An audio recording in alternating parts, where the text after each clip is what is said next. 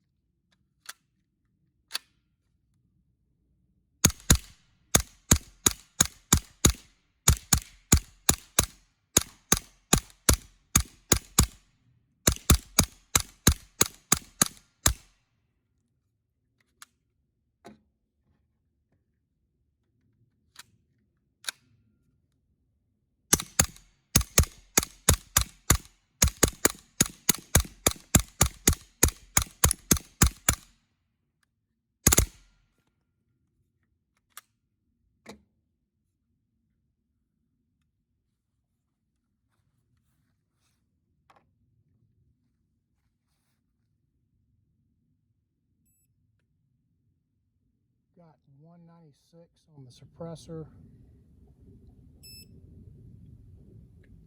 Let's see here. And on the heat shield, we've got, wait till it clears, 72. So 72 on the heat shield.